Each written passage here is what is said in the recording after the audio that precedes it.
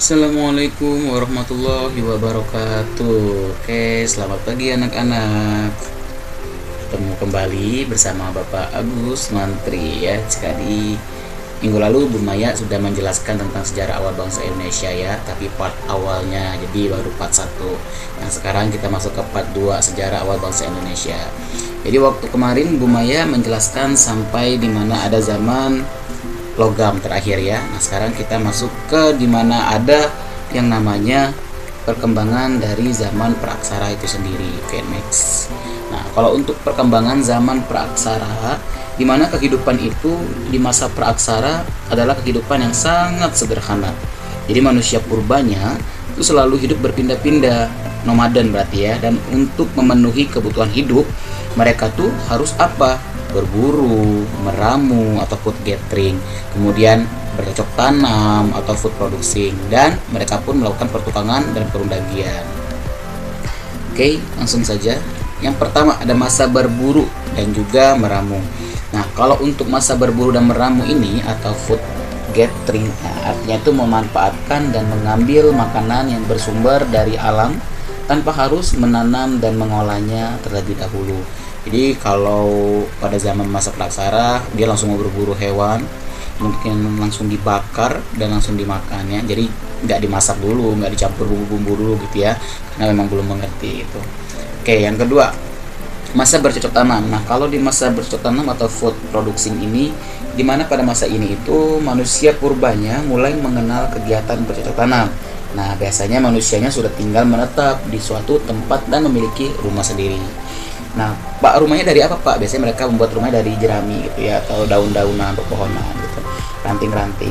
Nah, kemudian kegiatan berburu dan meramu masih belum bisa hilang nih. Jadi walaupun dia masih bercocok tanam atau sudah bercocok tanam, jadi kegiatan berburu dan juga meramunya masih dikerjakan.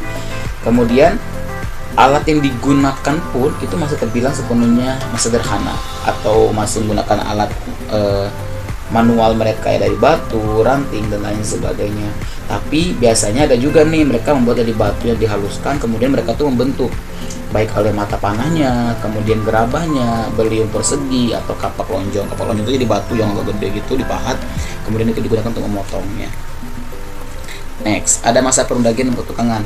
Nah, kalau masa perundagian atau pertukangan ini, pada masa ini manusia purba itu sudah mengenal yang namanya pembagian tugas atau kerja atau job desknya gitu ya. Jadi kamu tuh mau ngapain, sudah ada gitu loh. Nah, kalau pertukangan dan pengecoran logam seperti perunggu juga dikenal dengan memenuhi keperluan peralatan rumah tangga. Jadi mereka tuh sudah dalam arti mengenal yang namanya perunggu, logam. Nah, di situ mereka pikir selama ini daripada menggunakan pakai batu, apa salahnya kalau pakai logam gitu ya. Jadi mereka memahat sendiri, membuat sendiri, bukan sendiri, membentuk alat tajam lainnya gitu ya. Nah, jadi kalau untuk di zaman praaksara ini itu biasanya didasarkan pada arkeologi ya. Nah, itu kemarin dijelaskan oleh Bu Maya. Ada berapa? Ingat nggak? Zaman Paleolitikum, Mesolitikum, kemudian Neolitikum dan Mesolitikum, dan Megalitikum. Oke, kalau untuk yang sampai sini, jadi di masa perkembangan zaman ini mereka itu jadi bisa sudah mengenal sedikit demi sedikit ya tentang alat apa yang akan mereka gunakan dalam berburu, meramu, kemudian mereka bercocok tanam, dan juga mereka pun melakukan pertukangan.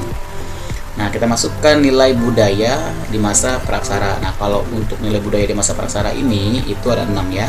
Yang pertama ada nilai religius atau kepercayaan. Yang kedua ada nilai gotong royong. Yang ketiga nilai musyawarah.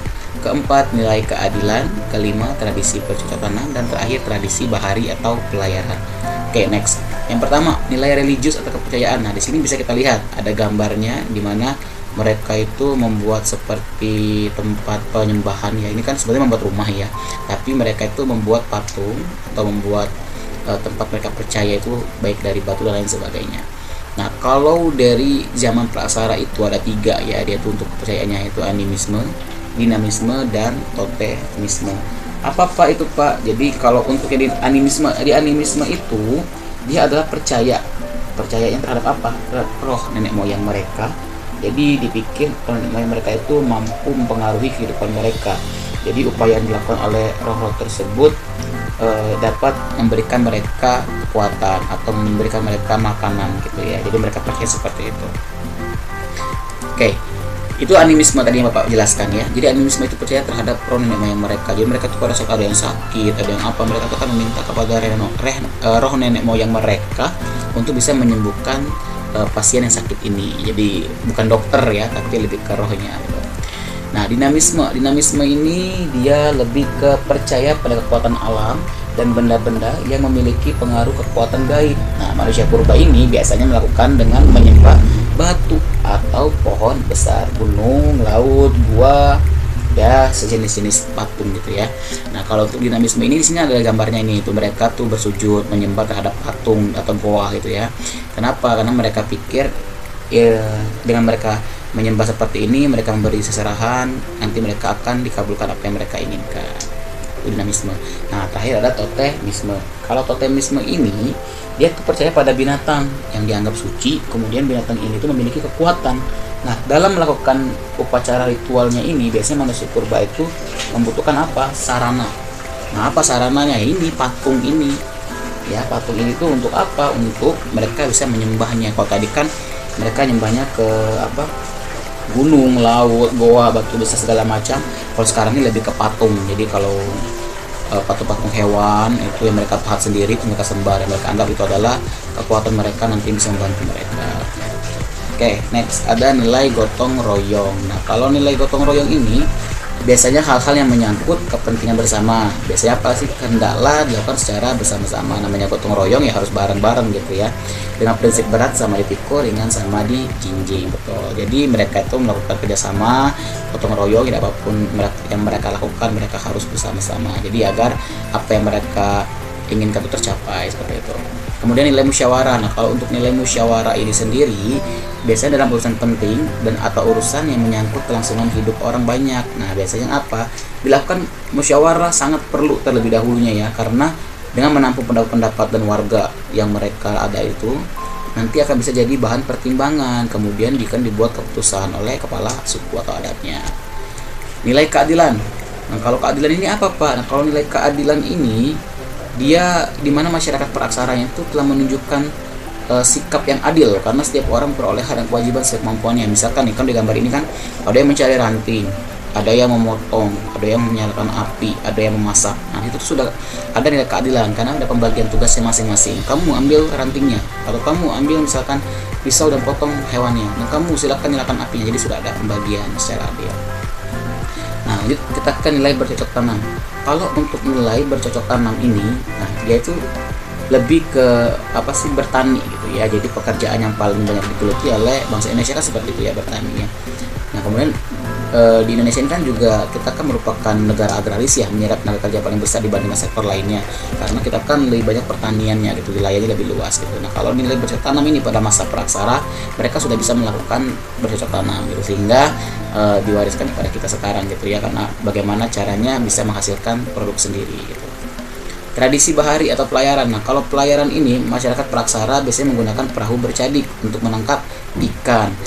Kemudian perahu bercadik ini mereka gunakan sebagai alat di mana transportasi mereka gitu ya. Bagaimana sih Pak bentuknya? Perahunya ini kanan kirinya dipasang alat dari bambu dan kayu agar perahu itu tidak oleng. Jadi seperti rakit gitu ya. Nah, anak-anak, alhamdulillah pelajarannya sudah selesai, materinya sudah selesai. Sekarang adalah pengumuman untuk tugas pekan ini. Jadi tugasnya gampang banget. Kalian tinggal bikin tabel di buku kalian, di buku tulis ya, di buku tulis IPS. Kemudian tuliskan ciri-ciri manusia purba. Nah, untuk nama-nama manusia purbanya sudah Bu Maya tuliskan. Semuanya ada 6. Di sini Bu Maya sertakan 3 dulu. Misalnya yang pertama, Meganthropus paleojavanicus. Nah, silahkan kalian cari tahu ciri-ciri manusianya seperti apa. Misalnya kayak bentuk dagunya, atau enggak misalnya bentuk badannya gitu ya, dan lain-lain. Silahkan dicari ciri-cirinya.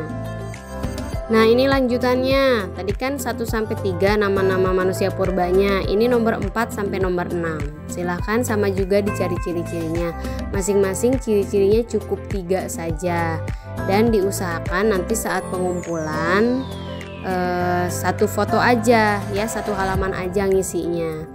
Jadi seperti biasa untuk Bu Maya dikumpulkan lewat link dan Pak Agus untuk lewat Google Classroom.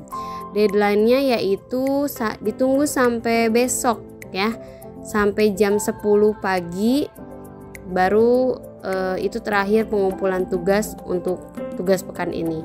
Dan ditunggu juga tugas-tugas yang pekan sebelumnya yang bagi yang belum.